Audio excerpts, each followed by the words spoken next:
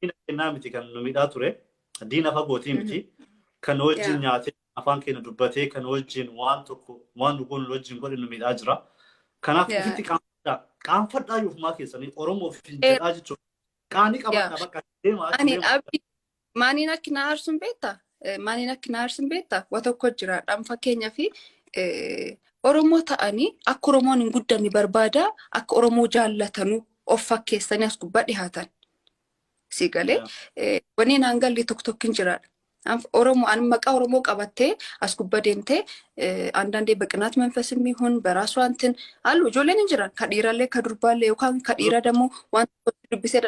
ደን መቃ ኦሮሞማን as gubbana ናውለን ፕሊዝ ኑራ ባህኑን በኑኑ ጃላል just we need love unity that's it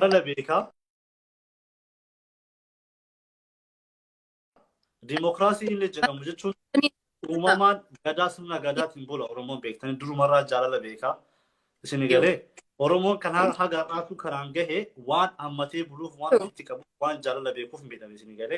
ከታጅ የሰዩ ዶራ ዱኤ ጅራቴ ኦሮሞን ጃላላን ስርና ጋዳቲን ስርና ሞቱ ዩርዶዳ ዋሄዱ ቀበጀቹ ዘመ አዳ ከሰቲ አመቴ ቹ ከና ዋን ብሉፍ ኦሮሞን ሀገራ ሚዳሜ ከና ፊ እስነሞ ቃንፈዳ ፊት ጆሌ ኦሮሞ መቃ ኦሮሞቲን መቃ ኦሮሞ ቀበተ ደርዳል ittiin saalfadhaa qaanaa ijoolleen keessumattuu ijoolleen shamarran Oromoo safuu beekan akkitti dhufetti naasaan wanni nu addi taanee sabbira biratti fudhatama hin qabna dhuga dubbachuuf akka fakkeenyaa fi akka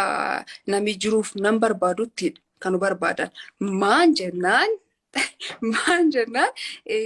safuu beeka jedhanii yaadan Oromoo yewwaanoo ibbaalal Oromoo siraat Oromoo respect dhugaa tokko tokko ammoo jiran ka Oromoo iyyuu ibsin ijoolleen shamarran Oromoo taatanii keessumattuu afaan balagee maanii jedhan kaayoo softannaatti isaanii gadda. Anyways warri ka hidhamelleen ka dhukkubelleen nami nam ta'ee dansa nama nami naawwine namaa miti sunnaati seexana si galee maybe like jiruun nama wardamuu bakki atin jirtu akka tinaasofne bakki atin jirtu akka tin dubbanne si tolchuu danda'a dhugaana gonne kan kee jirtu garuu nami cufa hamtu nama nami waan jaalatu especially Oromoo ta'ee Oromoo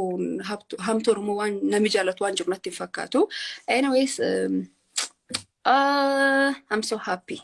jalfadiloo reef kana jechuun life irra jiru ijoollee Oromoo taatee jechuudha ijoollee birsiginaa eeggartu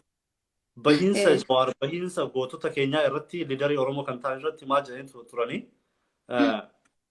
ኢትዮጵያን የሚጠቅሙ ከሆነ ይወጡ ኢትዮጵያን የማይጠቅሙ ከሆነ እዛው ይቀሩ ጀነሬ ዱበታቱራኒ አክሰቹን ስሚራን የገረም ቱሬ ማለፊ ነምኒ ቢየቶኮ ፈየዱ ባድ ነሙማ ሳቲፍ በዲሳት ኩመለ ማናዳ ከስታውን ቀቡ ስኒገሌ ኢትዮጵያ ፈየዱ ባድ